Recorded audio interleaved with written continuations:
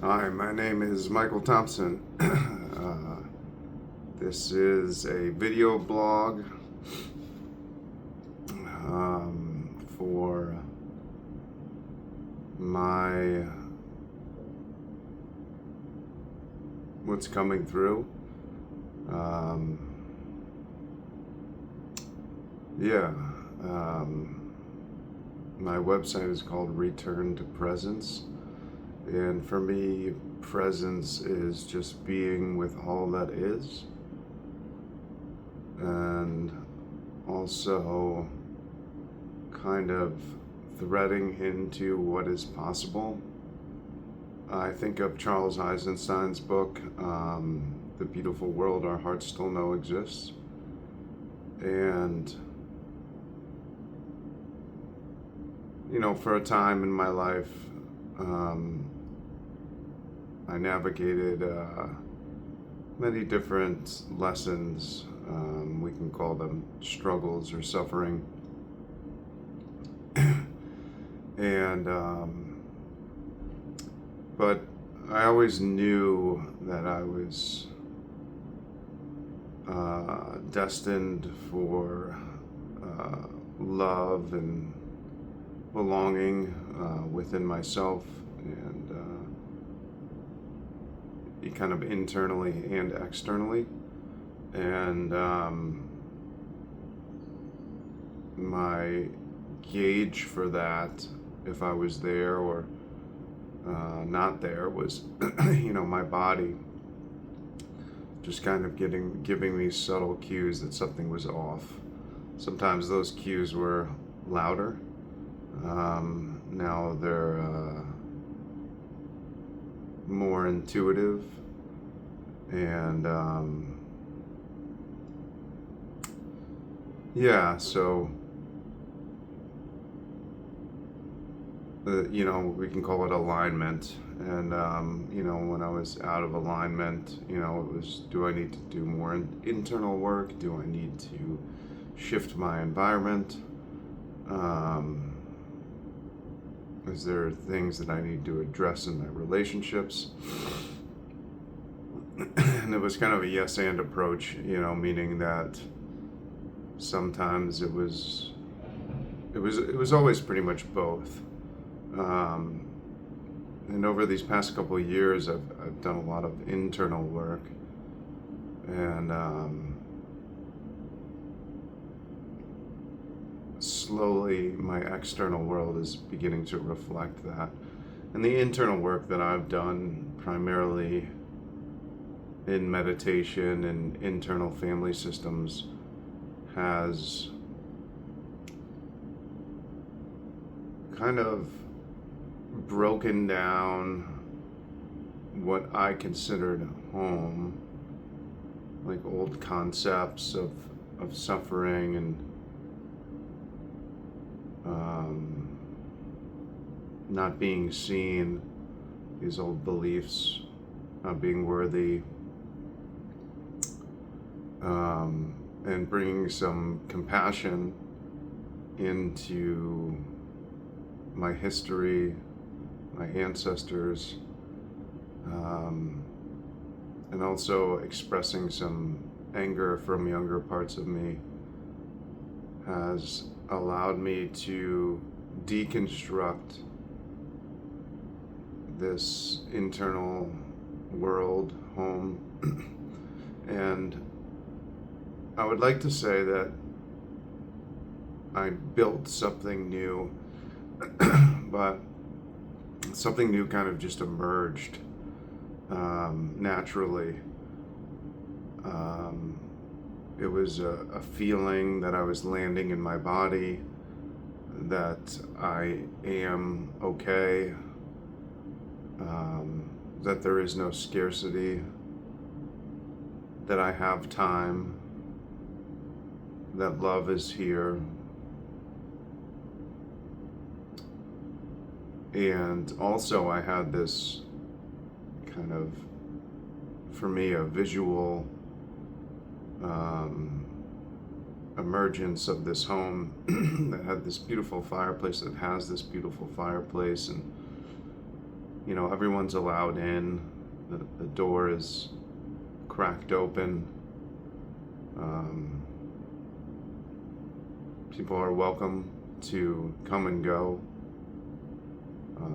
stay if that feels good to them, both externally and internally. I had parts of me that weren't comfortable being in comfort, and so they needed to step out of the rain into my heart, into this home, into this fireplace, into this warmth, into this acceptance, and kind of step out just to feel that they had choice. So this beautiful kind of home space has been built and emerged through my internal work in these past couple of years. And now my external world is starting to reflect that as well. I've recently, within the last 6 months, I decided to explore partnership again, and went through different lessons, and recently, just kind of out of nowhere, a wonderful woman has came into my life, and there's no trying, it just is. There's love there, and we're settling into that and kind of weaving our heart worlds, our homes, into this nest that both holds us and a world that we dream to create. Those both in and of our own inner gods and inner self, inner Buddha, inner Christ, and also of God and through God as well.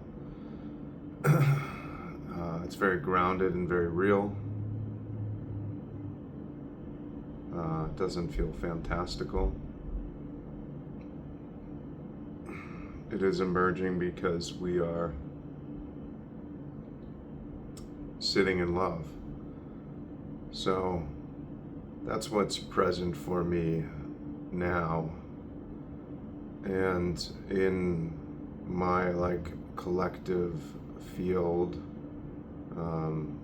outside of the world, which is the world in itself, in my small eyes, friends have navigated their own lessons of alignment and relational deconstruction, and allowing love to emerge, and it is unbelievably beautiful. It is believably beautiful. It is unbelievable from old constructs and concepts and histories that I've lived in, but it's very real, and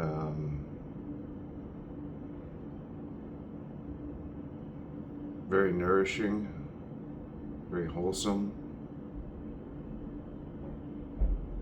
very soft, very open-hearted, very nurturing, very caring.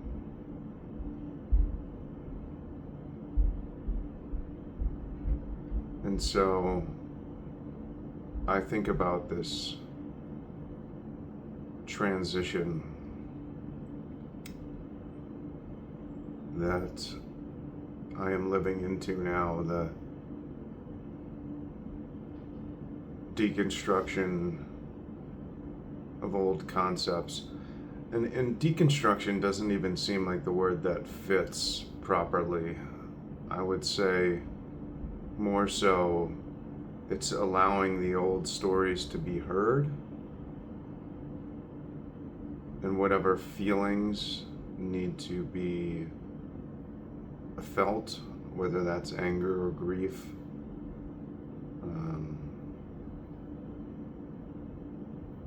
both somatically in my body and like through my lineage. So I wouldn't necessarily call it deconstructing. I think that happens naturally, but the first step is definitely just allowing things to be felt. And there's a quote in a book, I think it's called Rooted, or I can't remember exactly, but to know love, we must feel it all. And that resonates deeply with me. You know, in internal family systems work, we talk about being blended. And sometimes feeling from a childlike part can be overwhelming, can flood the system with grief. And I notice if I can feel the childlike part, but also take a little bit of space from it, I can witness it from a more inner parent. And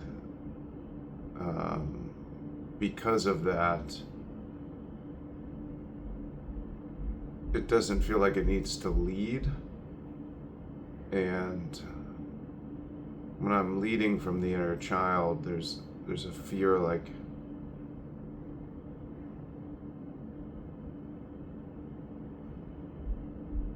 there's just a knowing that it's too much. And they talk about that with like parentified children, things like that.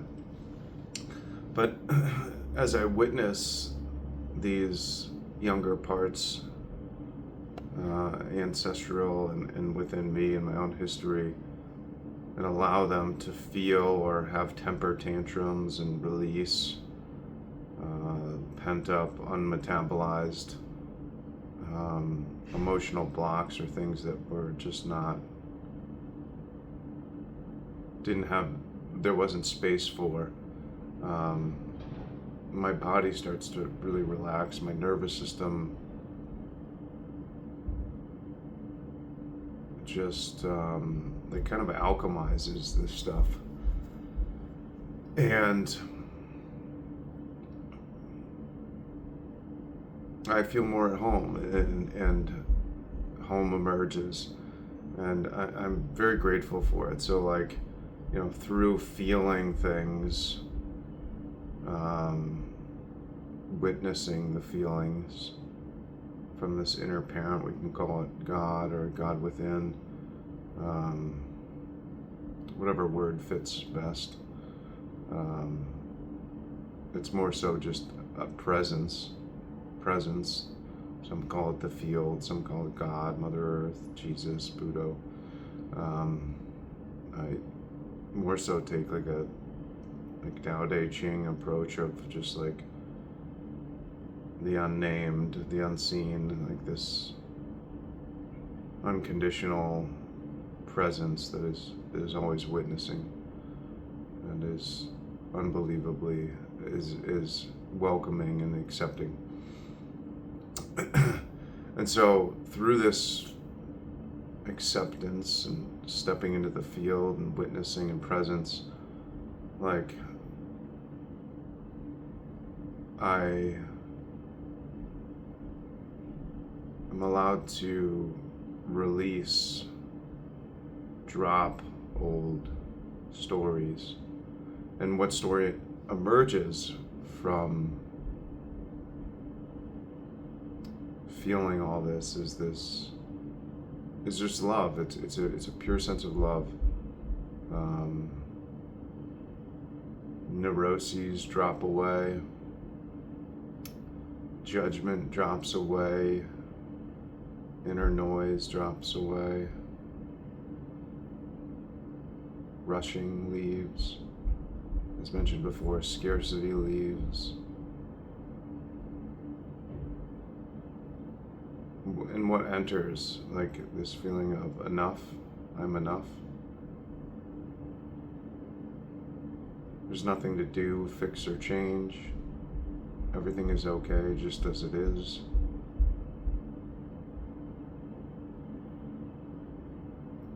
There really is no good or bad.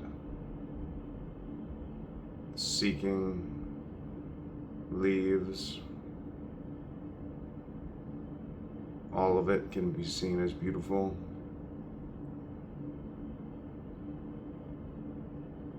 The mosaic of my life comes into focus.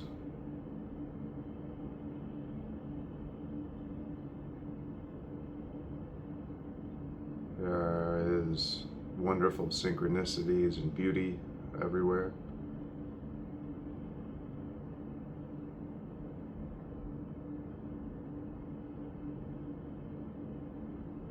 There is magic.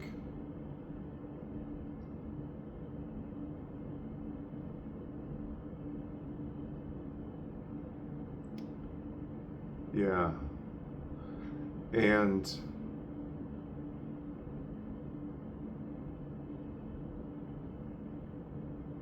through feeling the old stories, which then, and witnessing them, and stepping out of retelling the victim story,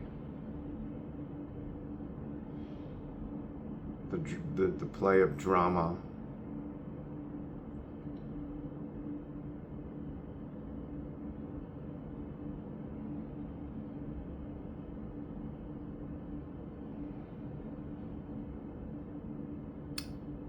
like a world of dreams emerge. It feels like an imaginary world where, like, I can, I co-create my life with God, and it holds both the past in this, like, acknowledging place, the present, and these, like, future threads of my heart, these future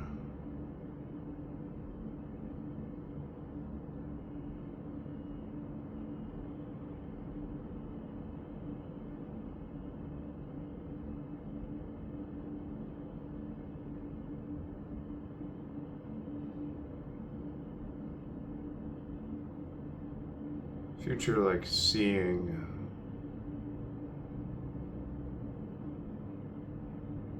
while being presently grounded. I can imagine the world that I'm stepping into, and it, because of the clarity within me,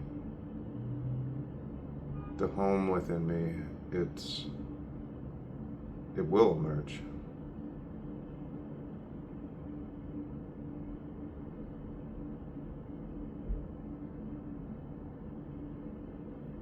I wouldn't say it's so much of more. What is emerging, it's just deeper love. A deeper sense of my own manhood, personhood, a deeper connection with God.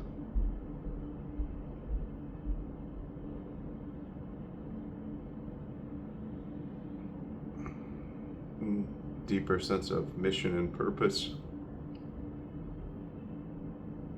deeper sense of connection with love, through love, in other people, other beings, nature, animals.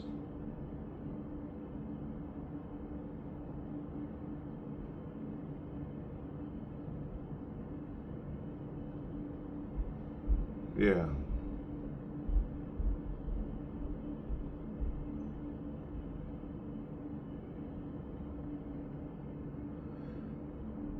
So as I see this through others in reflection and just taking time to notice this transition, this medicine of allowing things to be felt,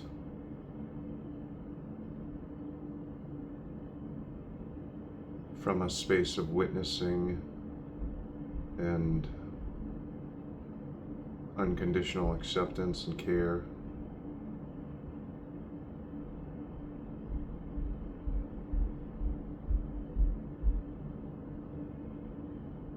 Thus allowing home to emerge.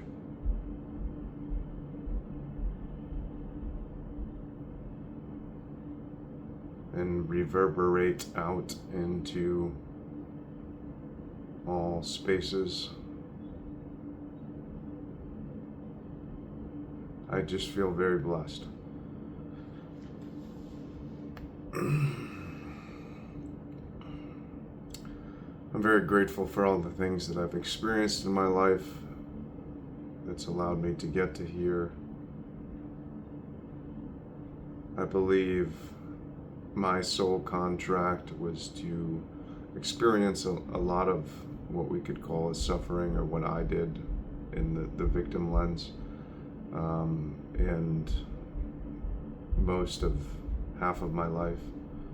I'm very grateful for it. It feels like it's allowed me to hold more compassion for those that experience transgressions or impose transgressions on others, because I have done both. I have been both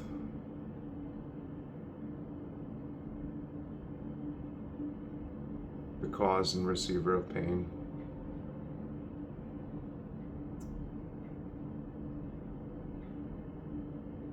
And I feel that without self-flagellation now.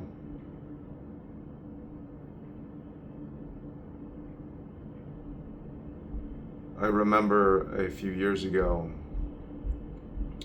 stepping out of a relational dynamic that seemed to play out deep childhood wounds, and that did played the loop of my childhood pain impressions, and experiencing unbelievable grief that was disorienting at times, made me feel like I didn't know who I was, made me feel like I was losing my mind.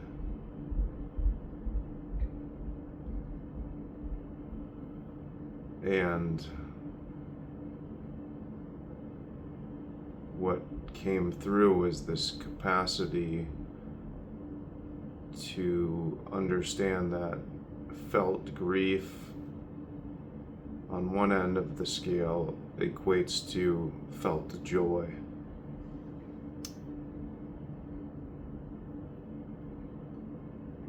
I believe in the capacity to hold more grief is directly relative to the capacity to hold and experience more joy.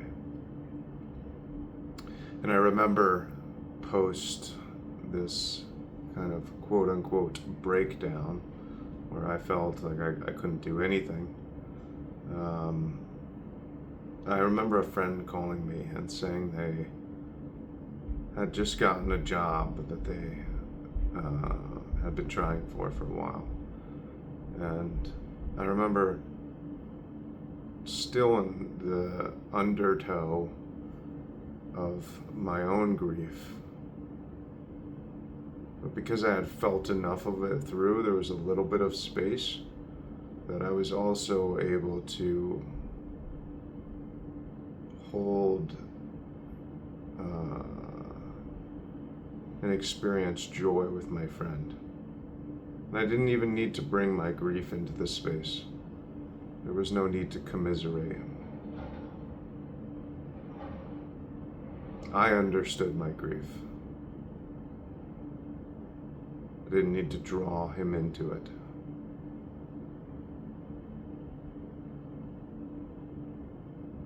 And that was profound for me. That was a very profound moment to be holding in the parts of me experiencing grief with such nurturing and love, and also be able to feel compassion and joy and kind of celebration for my friend who had gotten this job that he had tried so hard for.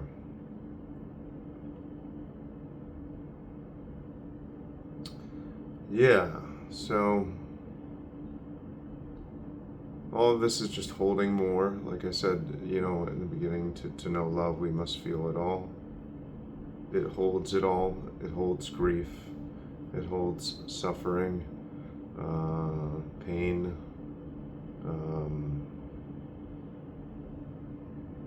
There isn't a duality to it. It is all the rainbow. It is all the colors. It is everything. And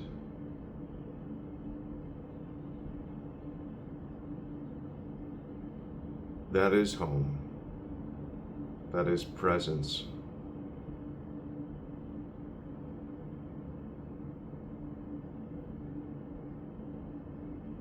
That is trust. That everything is unfolding just as it should.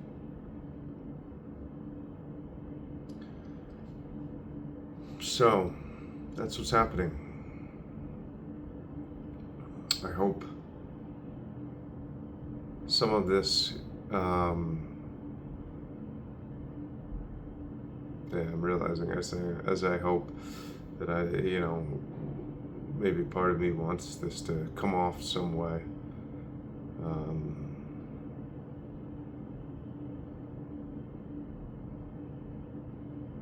Yeah, and that's okay too. I hope that this transmute some sort of message.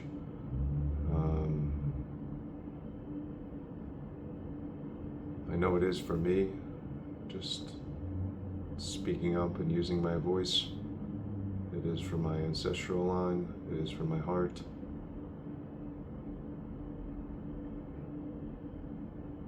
And my hope is that others can feel this presence that I sit in and is available to us all.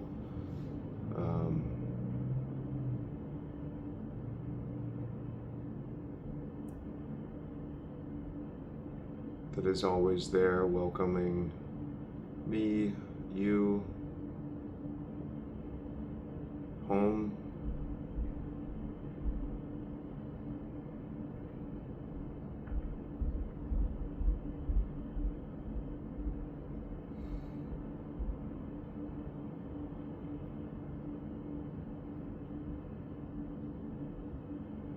My hope is that in this lifetime, whoever hears this is able to feel things through and uncover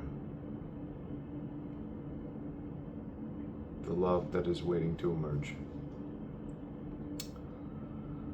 With care and gratitude, Michael Allen Thompson. Blog on June 22nd, Monday. It is 12:52 p.m. here in Hartford, Connecticut. Thank you so much. Peace.